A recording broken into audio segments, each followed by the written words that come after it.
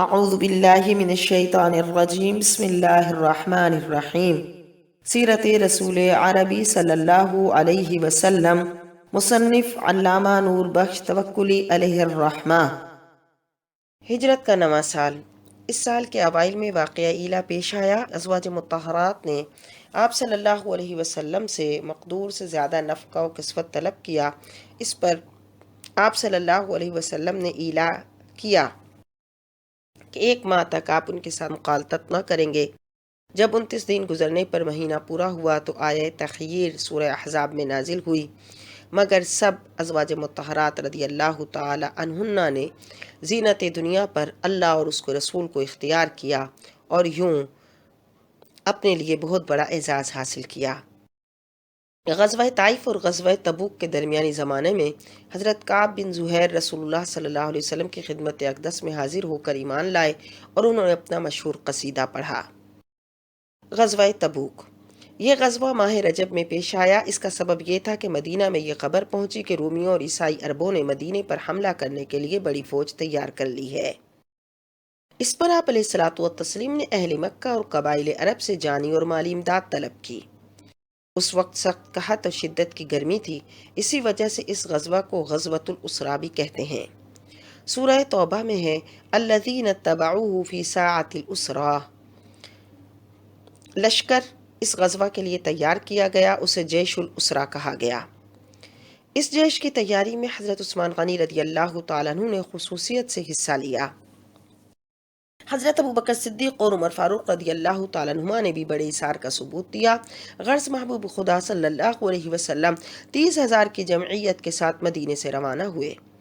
راستے میں جب سرزمین سمود میں اترے تو آپ نے اپنے اصحاب سے فرمایا کہ یہاں کے کنووں کا پانی نہ پینا۔ انہوں نے عرض کیا ہم نے پی لیا اور اس سے آٹا گوندا ہے۔ آپ نے فرمایا وہ پانی گرا دو اور آٹا اونٹوں کو کھلا دو۔ جب آپ حجر یعنی سمود کے مکانات سے گزرے تو جو پہاڑوں کو تراش کر بنائے گئے تھے تو فرمایا کہ ان معذبین کے مکانات سے روتے ہوئے گزرنا چاہیے کہ مبادا ہم پر بھی وہ عذاب آئے۔ پھر آپ علیہ الصلوۃ والسلام نے اپنی چادر سے منہ چھپا لیا اور اس وادی سے جلدی گزر گئے۔ جب آپ علیہ الصلوۃ والتسلیم حجر سے روانہ ہوئے تو راستے میں ایک جگہ آپ کا ناقہ گم ہو گیا۔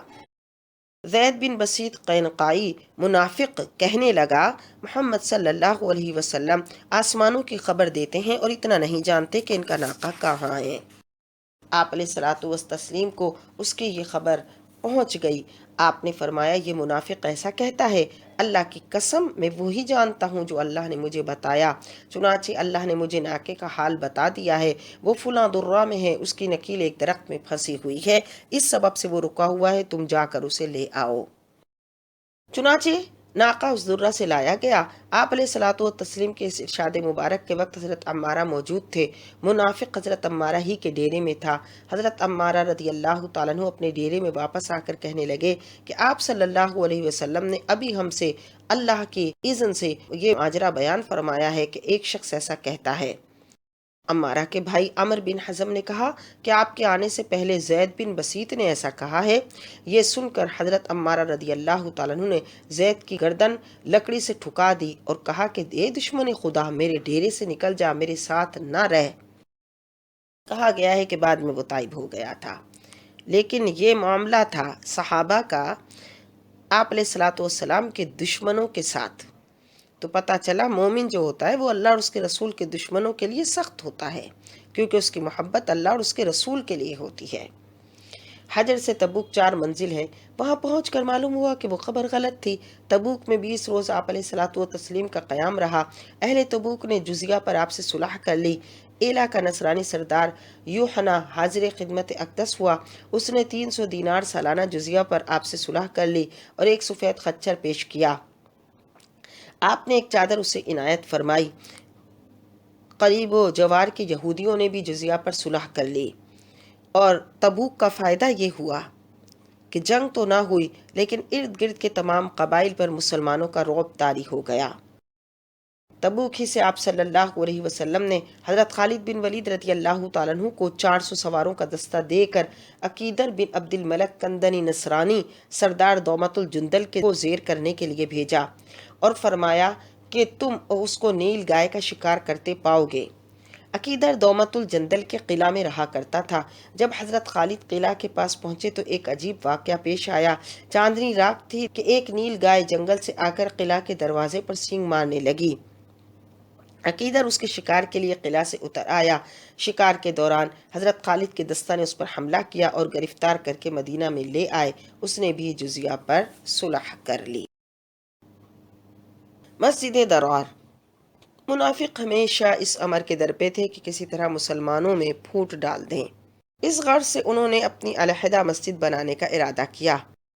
ابو عامر فاسق جو انصار میں سے تھا عیسائی ہو گیا تھا۔ وہ غزوہ خندق تک آپ علیہ الصلوۃ والسلام سے لڑتا رہا۔ جب حوازن بھاگ گئے تو وہ شام میں چلا گیا۔ اس نے وہاں سے ان منافقین کو کہلا بھیجا کہ تم مسجد قباء کے متصل اپنی مسجد بناؤ اور سامان حرب تیار کر لو۔ میں قیصر روم کے پاس جاتا ہوں اور رومیوں کی فوجیں لاتا ہوں تاکہ آپ علیہ الصلوۃ والتسلیم کے اصحاب کو ہم یہاں سے نکال دیں۔ چنانچہ منافقوں نے مسجد قباء کے پاس ایک مسجد بنائی اور آپ علیہ الصلوۃ والسلام کی خدمت میں آ کر درخواست کی کہ ہم نے بیماروں اور معذوروں کے لیے ایک مسجد بنائی ہے، آپ تشریف لائیں، اس میں نماز پڑھائیں اور برکت کی دعا فرمائیں۔ آپ نے فرمایا میں ابھی تو غزوہ تبوک پر جا رہا ہوں، واپس آ کر حاضر ہوں گا۔ چنانچہ جب آپ مہم تبوک سے واپس آ کر موضع زوازدان میں پہنچے تو مدینہ طیبہ سے 1 گھنٹے کی دوری پر یہ آیتیں نازل ہوئیں۔ والذین اتخذوا مسجدا ضرارا، اور وہ لوگ جنہوں نے ایک مسجد بنائی نقصان پہنچانے کو، وکفرا وتفریقا بین المؤمنین، اور کفر کرنے اور مسلمانوں میں پھوٹ ڈالنے کے لیے، وارصادا، اور کمین گاہ بنانے کے لیے، لمن حارب اللہ ورسولہ، اس کے واسطے جو پہلے سے خدا اور رسول سے لڑ رہا ہے، من قبل، اس سے پہلے، وَلَيَحْلِفُنَّ إِنْ أَرَدْنَا إِلَّا الْحُسْنَى، وہ ضرور قسم کھائیں گے ہم نے تو بھلائی ہی چاہی تھی، وَاللَّهُ يَشْهَدُ إِنَّهُمْ لَكَاذِبُونَ، اللہ گواہ ہے وہ جھوٹے ہیں۔ لا تقم فیہ ابدا، تو تم اس مسجد میں ہرگز نہ کھڑے ہونا، لمسجد اسس علی التقوی من اول یوم احق ان تقوم فیہ، ہاں وہ مسجد جس کی بنیاد پہلے دن سے پرہیزگاری پر رکھی گئی ہے اس بات کی زیادہ مستحق ہے کہ آپ اس میں کھڑے ہوں۔ فیہ رجال، اس میں مرد ہیں، یحبون، وہ پسند کرتے ہیں، ان یتطہروا، صفائی ستھرائی کو، واللہ یحب المطہرین، اور اللہ پاک رہنے والوں کو دوست رکھتا ہے۔ آپ علیہ الصلوۃ والتسلیم نے مال بن وحشم اور معن بن عدی کو حکم دیا کہ جا کر اس مسجد درار کو گرا دو اور جلا دو۔ چنانچہ ایسا ہی کیا گیا کہ فتنے کو ختم کر دیا گیا۔ اسلام یہی حکم دیتا ہے کہ فتنوں کو ختم کر دیا جائے، فتنوں کو معاشرے میں پنپنے نہ دیا جائے۔ اس سال مختلف قبائل کے وفود اس کثرت سے دربار رسالت صلی اللہ علیہ وسلم میں حاضر خدمت ہوئے کہ اسے سال وفود کہا جاتا ہے۔ یہ وفود اکثر نعمت ایمان سے مالا مال ہو کر واپس ہو گئے۔ آپ دیکھ رہے ہیں PATF Islamic info YouTube channel. مزید اسلامک ویڈیوز کے لیے ہمارا چینل سبسکرائب کریں۔ ہجرت کا 10واں سال، اس سال بھی وفود عرب پہ در پہ حاضر خدمت اقدس ہوتے رہے۔ اہل یمن و ملوک حمیر ایمان لائے۔ اسی سال آپ علیہ الصلوۃ والسلام نے آخری حج کیا جسے حجۃ الوداع کہتے ہیں۔ الیوم اکملت لکم دینکم عرفہ میں نازل ہوئی۔ ہجرت کا 11واں سال، اس سال کہ ماہ ربیع الاول میں آپ علیہ الصلوۃ والتسلیم اس دنیا سے تشریف لے گئے، جس کا ذکر اب تفصیل سے باب نمبر 5 میں ہوگا۔ سیرت رسول عربی صلی اللہ علیہ وسلم کے 4 باب یہاں تک مکمل ہوئے۔